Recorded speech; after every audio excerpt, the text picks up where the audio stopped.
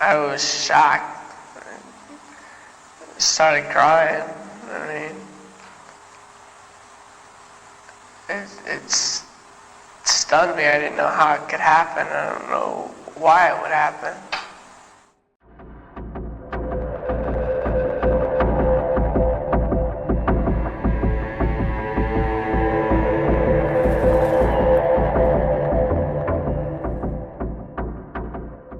Murdered over prom? The chilling story of the Pelley family massacre. When asked about the murder of 4 members of his family, 17-year-old Jeff Pelley's reaction was heartbreaking. I was shocked. I started crying. I mean, it stunned me. I didn't know how it could happen. I don't know why it would happen. These were the words of a teenager whose life had just been turned upside down. His reaction seemed genuine, raw even. But as investigators began piecing together the events of that fateful night, the story started to unravel in ways that would leave everyone questioning the truth. This case, set in the quiet town of Lakeville, Indiana, is one that will make you doubt everything, absolutely everything. From the police investigation to the prosecution team, even down to the verdict itself. Nothing feels certain. To this day, many believe Jeff is innocent. And by the time you've gone through all the details, you might just find yourself asking the same haunting question that has lingered for decades. What really happened? Lakeville, Indiana, population fewer than 900. It's the kind of place where everyone knows everyone, and nothing much ever happens. But for the Pelley family, this tiny town was a fresh start. They were known and respected, especially because of Pastor Robert Bob Pelley's role in the Olive Branch United Brethren Church. But the story of the Pelley family didn't begin here.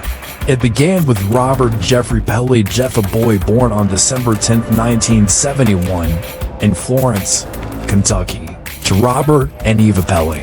As the firstborn, Jeff carried his father's name, a legacy that would come with weight and expectations. Not long after Jeff's birth, the family grew with the arrival of his younger sister, Jake. By 1980, when Jeff was just 9 years old, the Pelleys packed their lives into boxes and moved to Cape Coral, Florida. Bob had landed a job in computer programming at Landmark Bank, a promising opportunity. It was also here that Jeff and Jock's strict upbringing became more apparent. Bob's faith was central to his life, and he expected the same from his children. Church attendance wasn't optional, it was mandatory. His parenting style was firm. Crying, for example, was not tolerated, as Bob considered it a sign of weakness. But in contrast, Eva, Jeff's mother, was the emotional anchor of the family. She allowed Jeff and Jake to express their feelings, to be vulnerable. Her warmth balanced the strictness of Bob. But then, tragedy struck. In February of 1985, Eva passed away after a battle with skin cancer. She had refused treatment, and her health rapidly deteriorated, eventually leaving her in a coma. For Jeff and Jake, losing their mother was devastating. Their world was shattered, and nothing would ever feel the same again. Just a few months after Eva's death, Bob met Dawn Huber, a 27-year-old woman who had also experienced loss. Her significant other had recently passed away, and the two were introduced by Bob's cousin, Katie. Their connection was immediate, and within 9 months of Eva's death, Bob and Dawn were married in a modest church ceremony in Ohio. But while it might have seemed like a new beginning for Bob, it was anything but for his children. Jeff and Jake weren't even invited to the wedding. Dawn's 3 young daughters, Jessica 5, Janelle 4, and Jolene were there, but not the Pelley siblings. It was a stark reminder of how quickly their family dynamic had changed. By 1986, the newly blended family moved to Lakeville, Indiana. Bob believed he was called to ministry, accepting a position as pastor at the Olive Branch United Brethren Church. It wasn't a glamorous job. The congregation was small, just 40 to 50 members, and the salary modest $1,300 a month.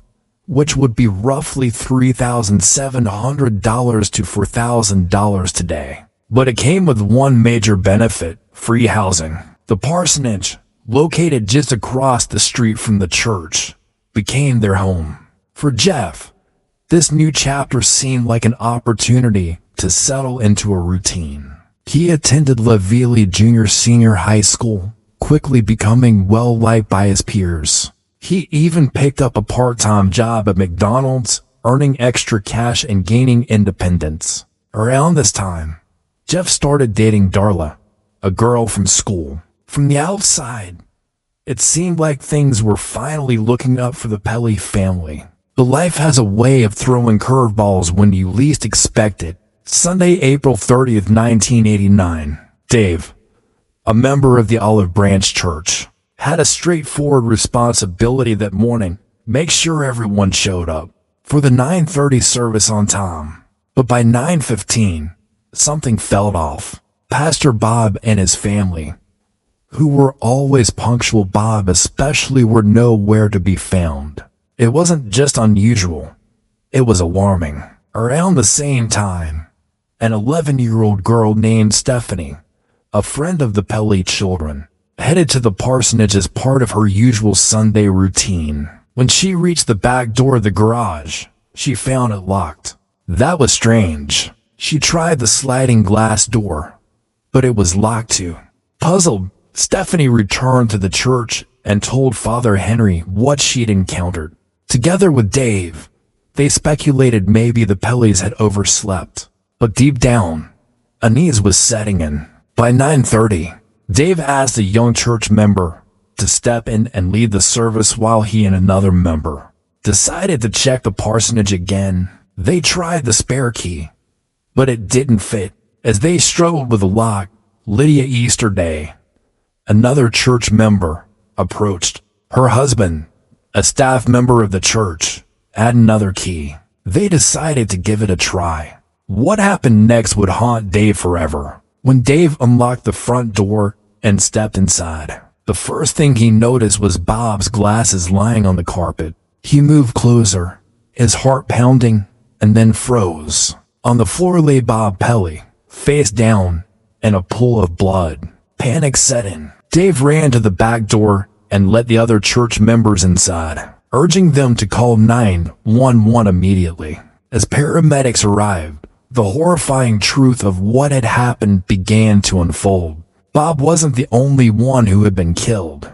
Dawn and her daughters Janelle and Jolene were also found lifeless. The tragedy shook the entire town. But as details emerged, the focus of the investigation turned to one person: Jeff. How could such a gruesome crime take place in such a short span of time?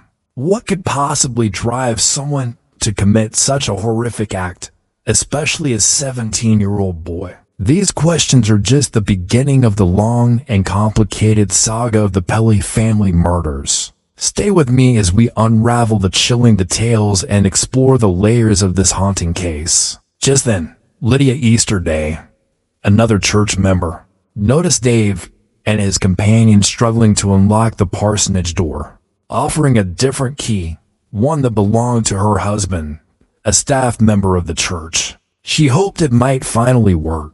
Dave tried the back door first, but it was no use. With growing unease, he moved to the front door. The key turned. The lock clicked open. Relief was fleeting because what Dave saw next would haunt him for the rest of his life. The first thing that caught his eye was a pair of glasses lying on the carpet, a pair he immediately recognized as belonging to Pastor Bob Pelley. He stepped closer, his heart pounding in his chest. Then he froze. To his left, sprawled on the floor, was Bob, face down in a pool of blood. Dave's stomach churned as panic gripped him. He knew something terrible had happened. Rushing to the back door, he let in the other church members, barely managing to choke out the words, "Call 911 now." But his feet kept moving. He continued surveying the house, feeling compelled to understand the full extent of what had happened. His gaze fell on the stairs leading to the basement. At the bottom, dimly lit by a weak shaft of sunlight filtering through a small window. He saw the small feet clad in white socks. His heart sank. It was one of the children. By the time the paramedics arrived, Dave's suspicions had grown darker. He cautioned them not to touch anything. "This is a murder scene," he told them, his voice heavy with certainty.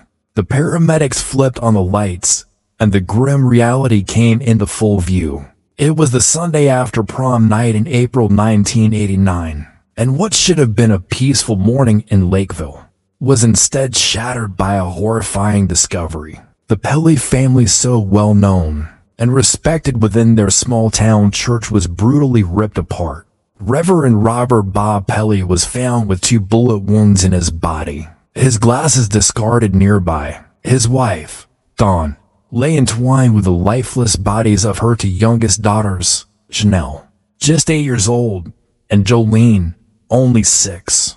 The image was nothing short of horrific, but the tragedy didn't end there. As devastating as this discovery was, the question remained: where were the other members of the Pelley family?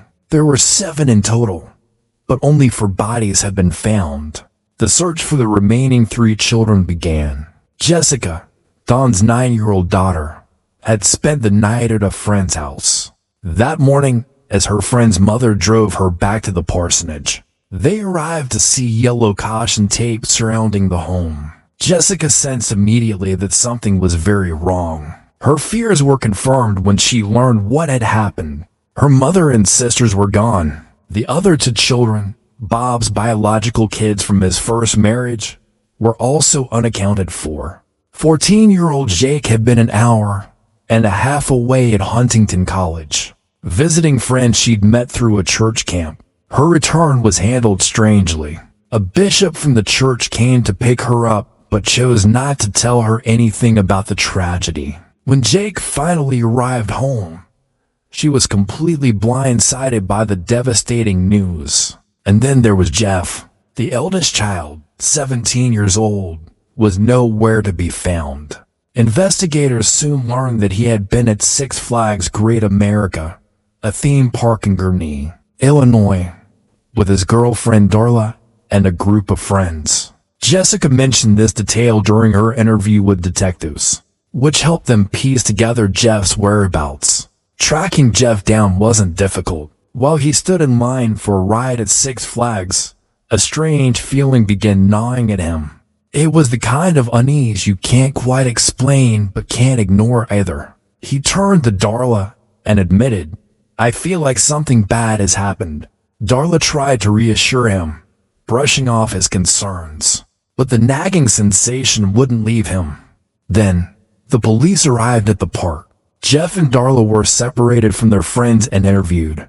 The detectives asked everyone in their group about Jeff's movements the night before, trying to piece together a timeline. It didn't take long before Jeff was brought in for formal questioning, this time with his grandparents present.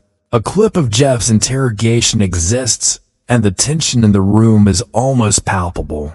The officers asked direct, probing questions, their suspicion clear from the start. "Was there anybody in the family you really didn't get along with?" one detective asked. Jeff shifted in his seat before answering. "How about your stepmother?" He hesitated. "We didn't get along real well," he admitted. "I mean, we talked hi-bye kind of thing, but we never really talked to each other or anything. I didn't hate her or anything like that. We just tolerated each other." "And how about your stepsisters?" the officer pressed. Jeff's tone softened. "I got along with the girls great. I love the girls." The questioning grew more intense as the officers delved deeper into Jeff's relationship with his father. "Did you and your dad get into any arguments on Saturday?" they asked. "No," Jeff said quickly. "We had a real good day Saturday. We got along real well." "What do you mean by that?" the detective probed further. Jeff explained. He said, "I've been doing a pretty good job of shaping up and everything." Finally, the detectives asked the most pointed question of all. "Do you know who killed your father and stepmother?" Jeff's voice wavered. "No, I really don't." I don't know who would want to. Did you have anything to do with it? No, I didn't, Jeff insisted. I mean, my father and I didn't always get along, and sometimes I get really upset with him. But we always work things out. From the very beginning, the police were skeptical of Jeff's story. His relationship with his family, particularly with Don and Bob, was complicated.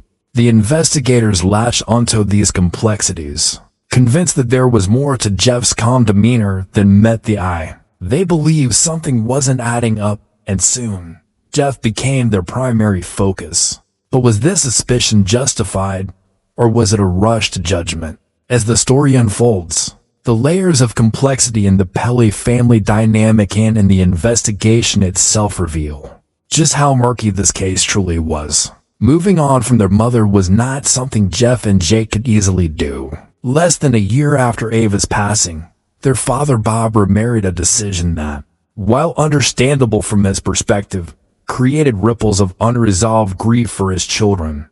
Dawn Huber, their stepmother, entered the picture with her own children. But blending these two families was no small task. For Jeff and Jake, it felt impossible to simply replace their mother with a new maternal figure.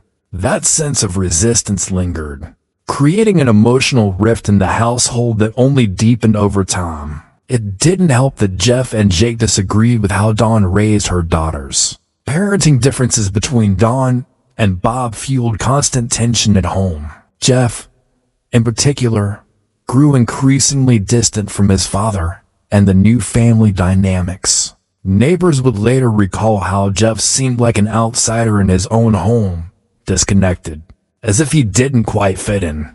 And sadly, that wasn't all. Just 6 weeks before the murders, Jeff landed himself in serious trouble. He was arrested for stealing CDs and cash from a neighbor named Jan. While the crime itself wasn't enough to ruin his life, the aftermath painted a clearer picture of Jeff's strained relationship with his father.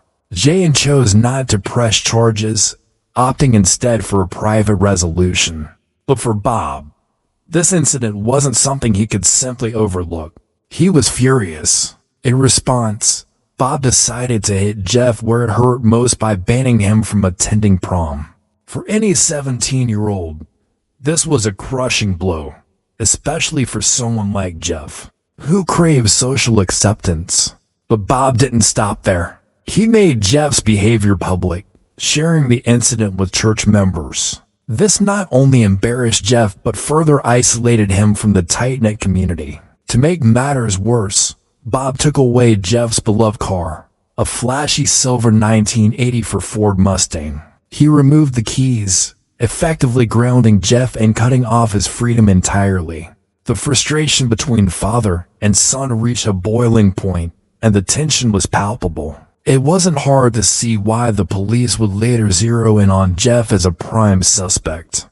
They believed anger and resentment may have pushed him toward an unthinkable act. But here's where the case begins to twist in ways that challenge even the most logical minds. Initially, Bob stood firm on his decision to keep Jeff from attending prom.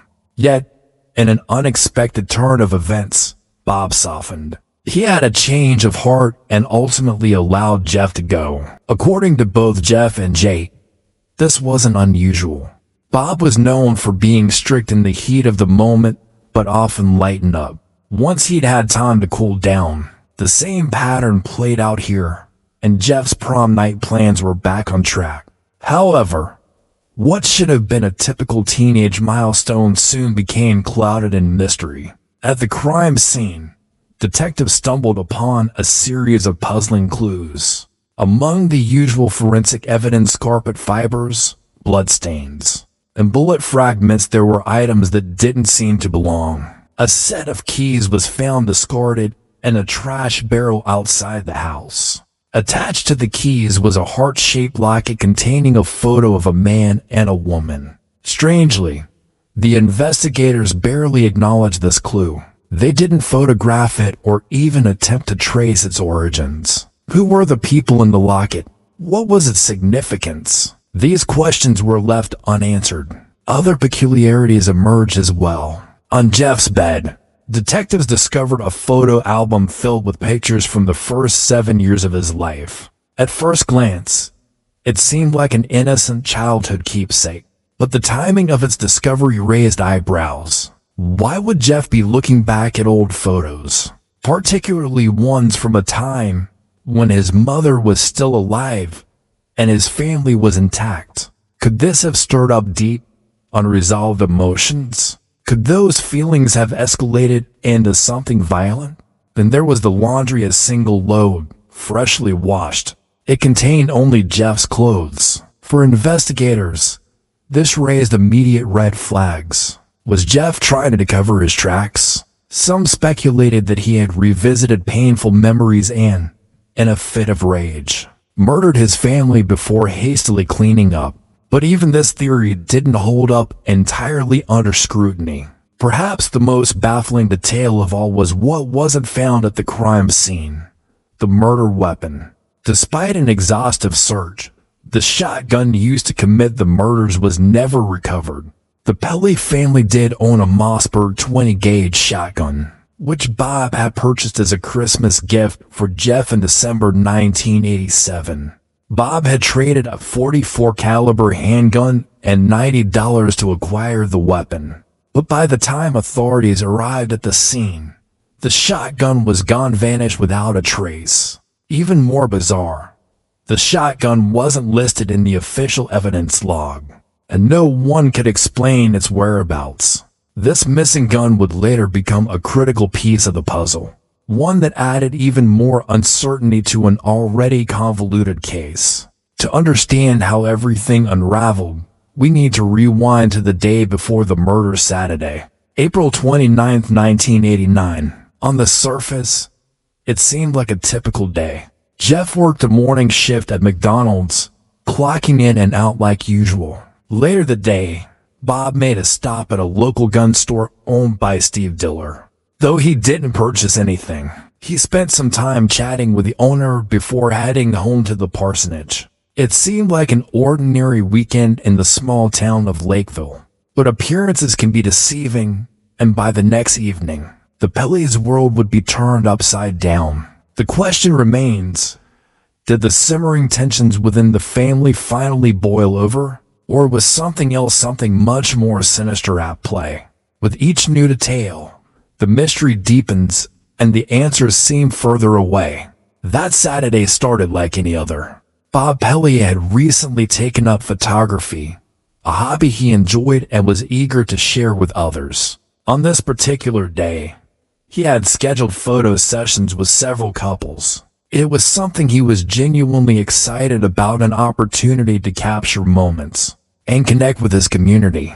After wrapping up his work, Bob stopped by to pick up Jeff from his shift at McDonald's, and together, they headed back to the parsonage. Witness accounts would later confirm that Bob was home before the events of the tragic evening unfolded. The timeline for the murders was chillingly narrow. Investigators determined the killings likely occurred within a 15-minute window, between 5:10 and 5:25 p.m.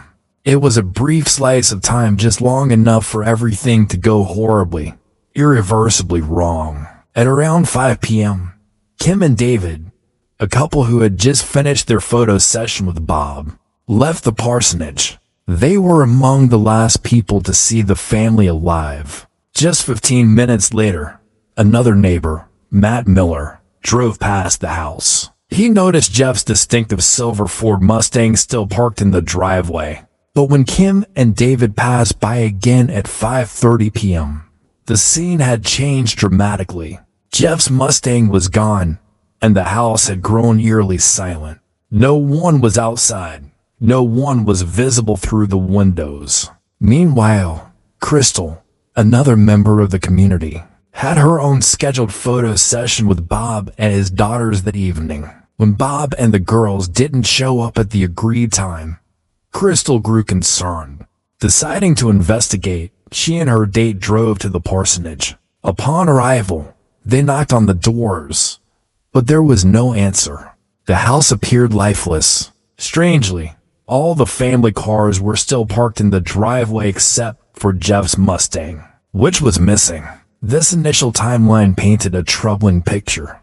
By all accounts, Jeff's Mustang was gone by 5:30 p.m., suggesting he had left the parsonage after the murders. But conflicting eyewitness testimonies soon began to muddy the waters. Kurt Shaw, a friend of Jeff's, along with his cousin Ken, reported seeing Jeff leave the parsonage between 4:45 and 5 p.m.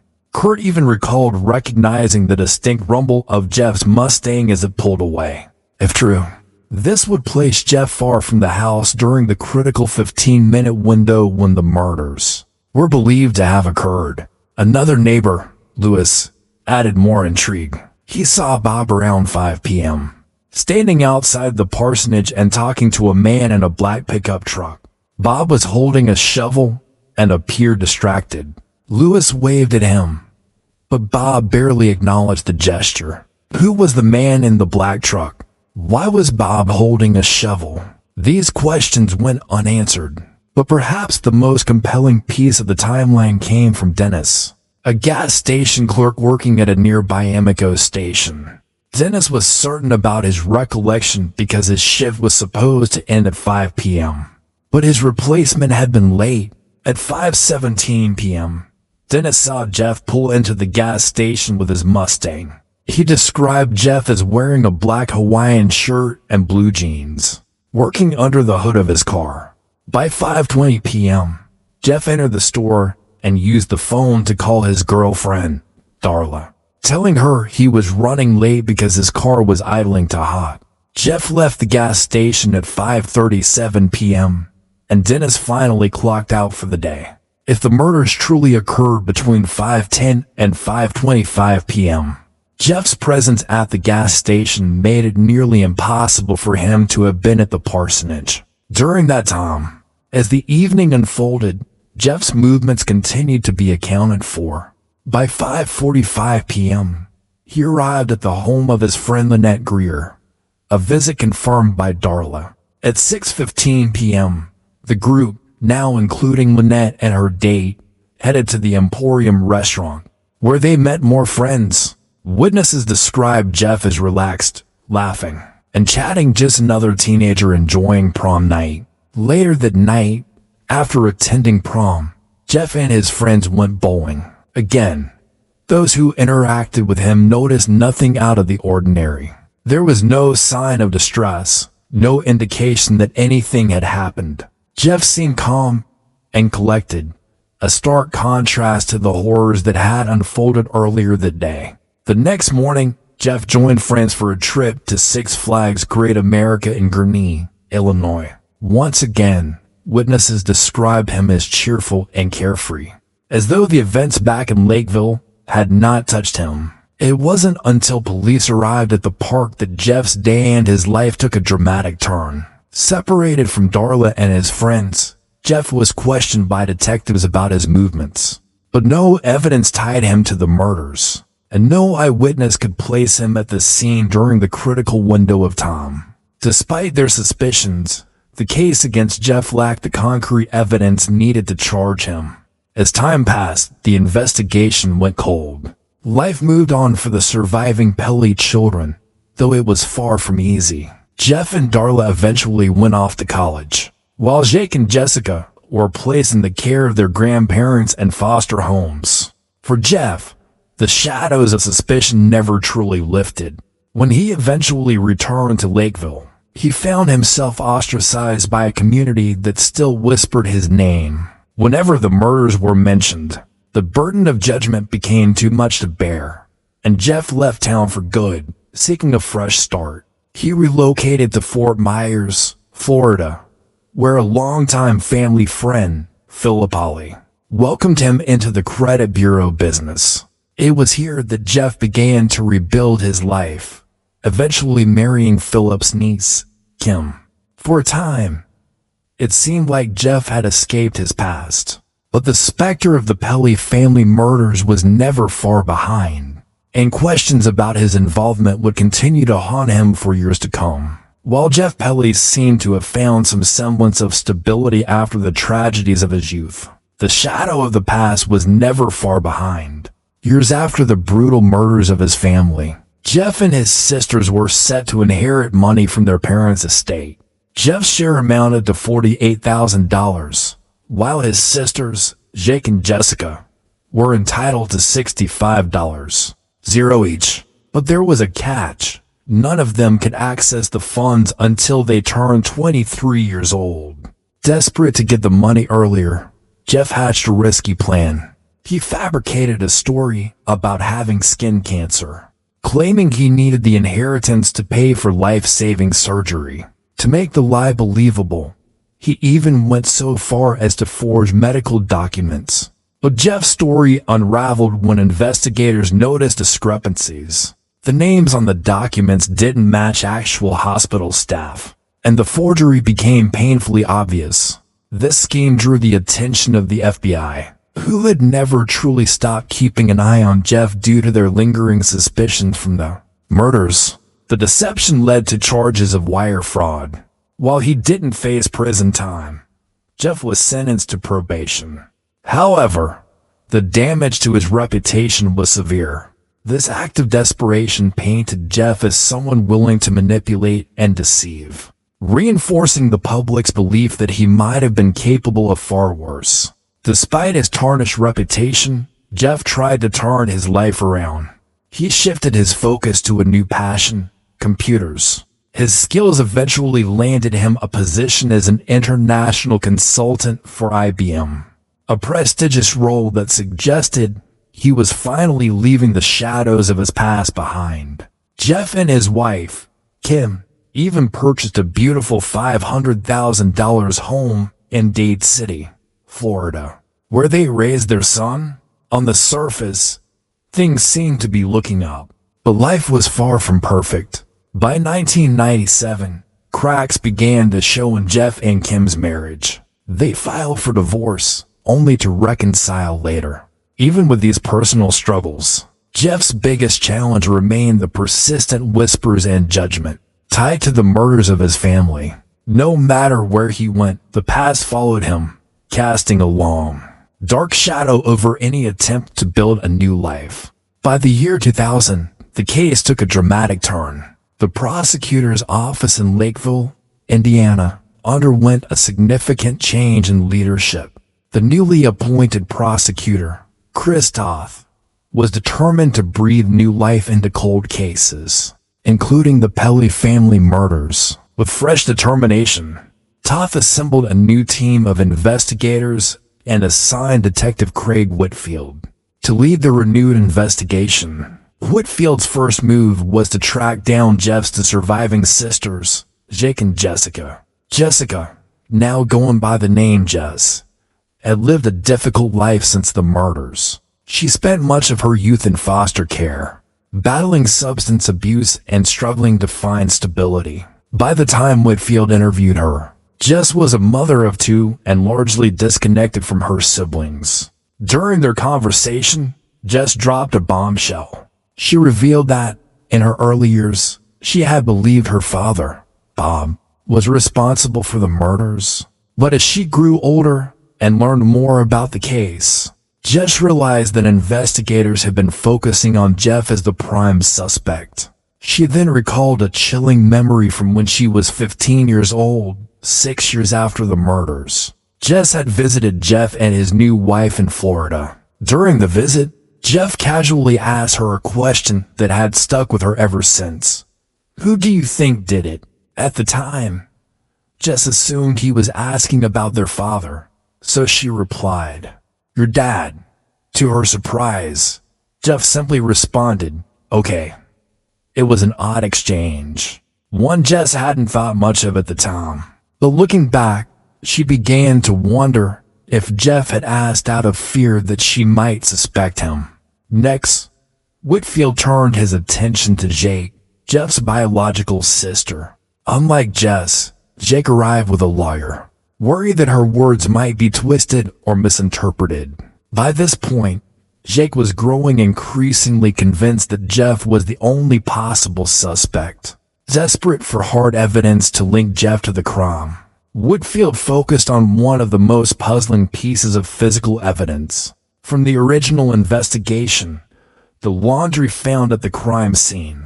According to Whitfield, investigators had discovered a dark and pink striped shirt, a pair of blue jeans, and white socks, all packed inside a plastic grocery bag from Anna's Finer Foods. Inside one of the jean pockets, they reportedly found 34 coins, a single dollar bill, and a receipt from Anna's grocery store. Whitfield theorized that these items were suspicious. He believed Jeff might have hastily removed the clothing after the murders, accidentally leaving the money and receipt in the pockets as he rushed to clean up. This theory, however, quickly hit a snag. It turned out that no pair of blue jeans was ever officially found in the washing machine. In fact, no detective or officer involved in the original investigation could confirm having personally handled a pair of jeans from the laundry. The only items definitively found in the washer were the shirt and socks. This discrepancy raised questions about whether the jeans even existed as evidence, or if they had been mixed up with other items from Jeff's belongings, such as the clothes in the back of his Mustang. Additionally, investigators never followed up with Anna's grocery store to confirm whether Jeff had been there. No witnesses came forward to say they had seen him at the store, leaving the receipt as an unverified piece of circumstantial evidence. As Whitfield pieced together his case, it became clear that much of the evidence relied on assumptions rather than hard facts. Yet, the prosecutor remained determined to move forward. In 2002, after years of cold silence, Jeff Pelley was arrested and charged with 4 counts of first-degree murder. A shocking development in a case that had remained unsolved for more than a decade. The question now was, would this renewed investigation finally bring clarity to the mystery, or would it only deepen the uncertainty surrounding the Pelley family murders? The investigation into Jeff Pelley's alleged involvement in the murders was riddled with inconsistencies, questionable evidence, and conflicting testimony. One of the most perplexing details revolved around a pair of blue jeans.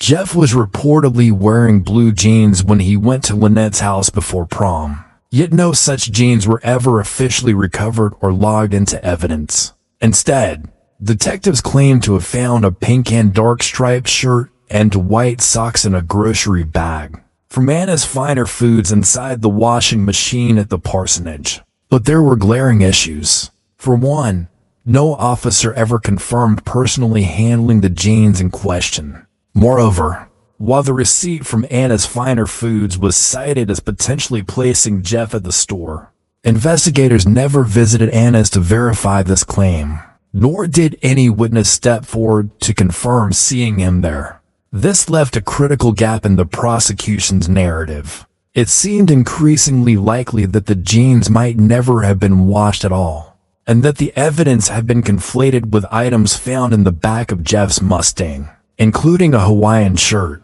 Despite these inconsistencies, Craig Whitfield, the lead detective, moved forward. On August 10, 2002, 13 years after the murders, Whitfield wrote a probable cause statement. The newly elected prosecutor approved the warrant, and Jeff Pelley, now 30 years old, was charged with 4 counts of first-degree murder. The arrest itself was dramatic.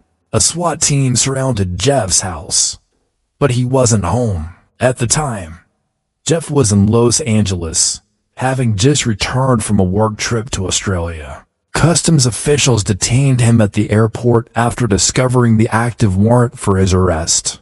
Jeff Pelley, who had spent years rebuilding his life, was now facing the fight of his life in court. The alleged motive: that Jeff had murdered his family in a fit of rage after being forbidden from attending prom, though. His father later changed his mind and allowed him to go. To defend Jeff, his sister Jake and his wife Kim found a lawyer named Alan B. Alan, who had never heard of the case before, agreed to take it on. His first move was to seek bond for Jeff, but the court denied this request, citing Jeff as a flight risk. The legal battle dragged on for years, with multiple delays between 2003 and 2006. Allen repeatedly argued that Jeff's constitutional right to a speedy trial had been violated. However, those motions were dismissed, and the case moved forward. By 2006, the trial was finally underway. The prosecution, led by Frank Shar, presented Jeff as a resentful teenager who killed his family in a calculated act of vengeance. The defense, however, painted a very different picture. Allen argued that the investigation had been deeply flawed, plagued by tunnel vision and a lack of thoroughness. The testimonies of Jeff's surviving siblings, Jake and Jess, became pivotal moments in the trial. Jess testified that she had seen a 20-gauge shotgun hanging in her parents' bedroom before leaving for her sleepover on the night of the murders. This detail aligned with the prosecution's claim that the Pelley family owned such a weapon, which was never recovered. But Jock's testimony contradicted this. She stated that Bob had removed all firearms from the house a year earlier, including the shotgun, because he believed Jeff wasn't responsible enough to have access to them. Jeff himself had told police during his initial interrogation that his father had given the guns to a man named Thomas Kebb, who had stored them in his in-law's basement. Yet, investigators never spoke to Thomas or examined the guns. This omission left a critical piece of the case unresolved. Both the defense and prosecution chose not to call Thomas Kebb as a witness, albeit for different reasons. Allen believed that introducing Thomas might shift the jury's focus onto Jeff's troubled relationship with his father, which could harm their case. Meanwhile, the prosecution likely feared that Thomas's testimony would undermine their narrative. Other evidence presented in court raised more questions than answers. Jess testified that her mother, Dawn, had mentioned Jeff going to Six Flags Great America on the day after prom. Allen argued that this suggested Jeff had permission to attend prom, which made the prosecution's motive seem less plausible. If Jeff had been allowed to go to prom, why would he kill his family over it? Then there was the testimony of Dave, the church member who discovered the crime scene. Initially, Dave told police that the blood in the house was still wet, implying the murders had occurred recently. However, during the 2006 trial, he changed his story, claiming the blood was dry when he arrived. This inconsistency muddled the timeline, adding to the confusion were the wet washcloths found near the crime scene. Allen brought in an expert to testify that the washcloths would have dried within 12 hours of being wet, suggesting they might have been used far earlier than initially believed. However, because the experiments were conducted in Arizona, the court deemed them unreliable due to environmental differences. One of the most significant points Allen raised was the lack of blood traces on Jeff's clothing. If Jeff had carried out the murders, it would have been nearly impossible for him to avoid getting blood on his jeans or shirt. The crime scene was brutal, with multiple close-range shotgun blasts, yet Jeff's clothes were clean. Furthermore, Allen argued that the timeline simply didn't add up. The murders occurred within a tight 15-minute window, between 5:10 and 5:25 p.m.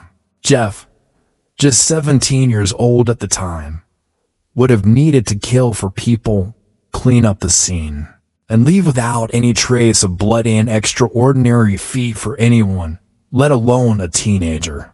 Witnesses at prom and other events later that evening described Jeff as calm, laughing, and completely normal. How could someone act so unaffected just hours after committing such a horrific act?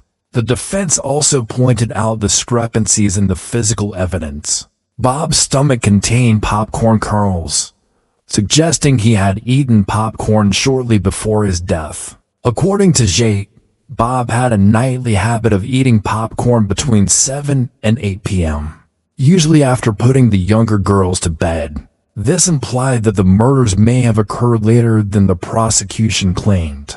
There were also the types of shotgun shells found at the scene, plastic and paper. This raised the possibility of either two shooters or two different shotguns being used.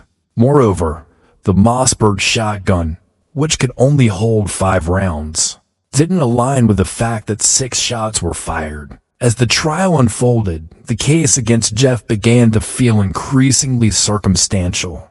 Yet, on July 22, 2006, Jeff was convicted of all charges. 3 months later, he was sentenced to 160 years in prison.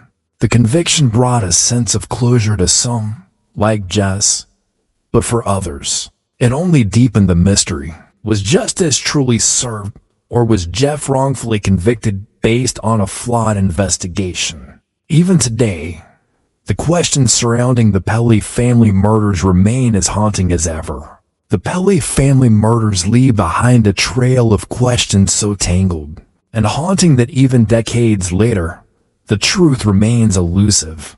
Despite Jeff Pelley's conviction and 160-year prison sentence, the details of the case and the layers of evidence tell a story that refuses to add up. If justice was truly served, why do so many inconsistencies persist? If Jeff is guilty, how could a 17-year-old orchestrate and execute such a complex crime, clean up the scene, and then attend prom, laughing and bowling with friends as though nothing had happened? And if Jeff is innocent, then who did it and why have they never been found? The revelations about Bob Pelley's professional life paint a chilling backdrop to the murders. His connection to Philip Pelley, a man entrenched in financial fraud, raises questions that were never fully explored in court.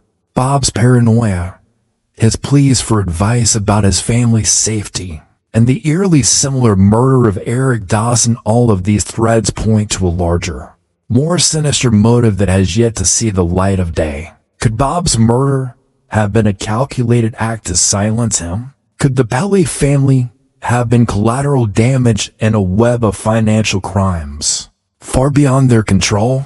Even the physical evidence leaves more questions than answers.